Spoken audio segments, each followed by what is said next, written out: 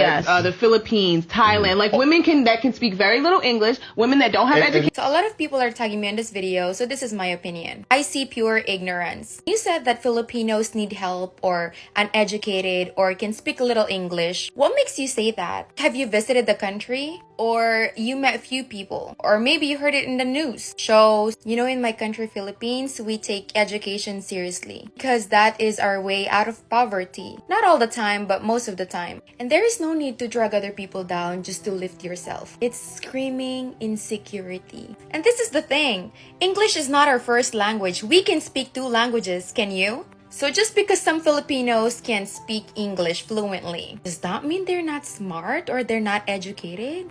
I hate to break it to you. I think that we've just got a very, very selfish culture of women. And to any women out there that say I have internalized misogyny or anything like that, that would require that I have a problem with women worldwide. I do not have a problem with women worldwide. I have a problem with Western women. And if you think that I'm just like making this up out of nowhere, reflect on the fact that there are Western men that are flying out east to find wives.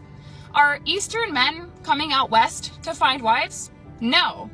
Where in the world are men flying out in droves to marry American women? Nobody wants us. Why? We're big, we're selfish. We don't want to hear anything. You can't tell me to eat less. You can't tell me to change my life. You can't tell me it's not about me. We have yet another group of Western men and women who believe they possess a comprehensive understanding of the world. If you watched the introductory video clips, you would have recognized the degree of propaganda and prejudice that people can harbor about subjects they are uncertain of. For instance, one woman claimed that in the Philippines, individuals don't know English. To her, I would recommend traveling and gaining more knowledge about the world. South Asian and Southeast Asian nations have some of the world's highest populations of English speakers, starting from the 1st grade. Their universities conduct their studies in the English language, and I would even venture to say that the majority of their students are more proficient in English than individuals from English-speaking countries like the United Kingdom and the United States. In another clip, someone claims that Eastern women are easily obtainable by Western men, or passport pros, as they travel to Eastern countries. If you have never lived in one of these nations, you are not qualified to make blanket statements like this. Eastern women are anything but pushovers. They respect their partners and understand the roles and rules of marriage. However, this does not make them pushovers. To them, Western men may appear to be pushovers because they are easily persuaded, as they crave attention, respect, and appreciation, which are readily available in places such as the Philippines, but rarely found in their own cultures. If you have visited an Eastern or Middle Eastern country, you will discover that women wield genuine power in relationships, unlike Western notions that associate making money with having influence and control. In the East, it is predominantly the woman who holds dominance in a relationship, whether the man is from the East or the West. I believe this is due to their culture, values, and beliefs. Any man who mistreats his partner is immediately condemned and ostracized by society. Therefore, the notion that Eastern women are merely pushovers is entirely inaccurate and stems from Western individuals who have their own agenda. Trust me, these individuals have never left their countries or even traveled for a summer trip. Their entire world revolves around their small towns or cities, and everything they hear comes from their friends or biased sources on the internet. It is no surprise that men are seeking women abroad. When women in the West consistently insult men because they do not respect or even like their partners, I cannot blame men for wanting to become passport pros and move to other countries. These men have left their home countries in search of a partner who will meet their standards and not belittle them. If you ponder the concept of womanism, you might start to question whether it is a result of indoctrination or if it is genuinely something that women have desired but have been unable to achieve on their own for thousands of years. The average American or Western woman believes she is entitled to certain privileges. These women desire daily acceptance with open arms, and they want us to understand that a yes may sometimes mean no, and a no might occasionally imply not yet. If we make even one mistake, we will be labeled cowards, and women do not appreciate cowardly men.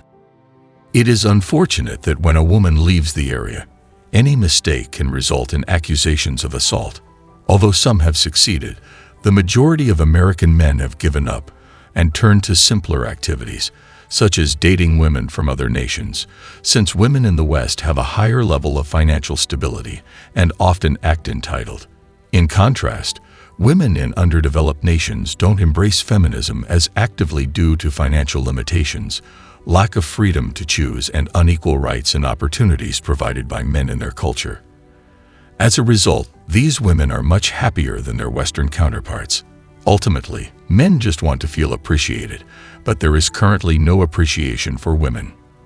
There is a belief that women are owed a certain level of consideration simply because of their gender. I cannot recall the last time I did something kind for a woman and received genuine gratitude in return. I advise men to either stay true to their individuality or adapt to where they are needed. I wonder if American women, particularly middle-class white women, have started to explore interracial relationships as much as American men have over the years.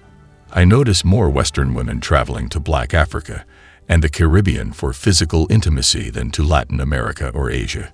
Is this because American women are seeking the stereotypical bad boys to fill the void left by American men?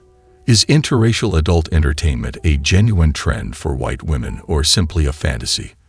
Are both men and women being misled by explicit content? My argument is that Western men are often criticized for exploring interracial relationships, yet Western women are not. It is believed that American men prefer submissive women, while American women are now attracted to more dominant alpha males. Women often avoid facing their reality, so it can be interesting to make them aware of it. Many men are now traveling to Eastern countries in search of more feminine women, where even the ladyboys are considered more attractive than Western women. This may be because even a somewhat feminized Western male would appear more macho than many Asian men. Thailand has relatively few overweight women, making it a desirable destination for men. The better economic conditions in the West also make Western men and women more desirable around the world.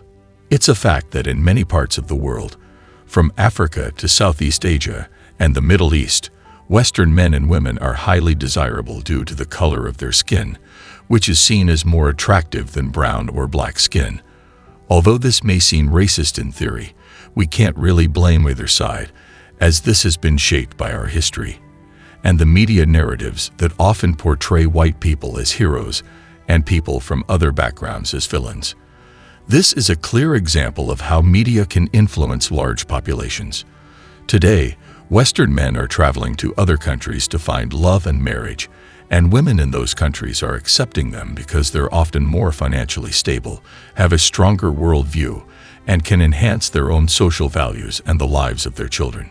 Eastern women are often more traditional and tend to make their Western partners happier than Western women do.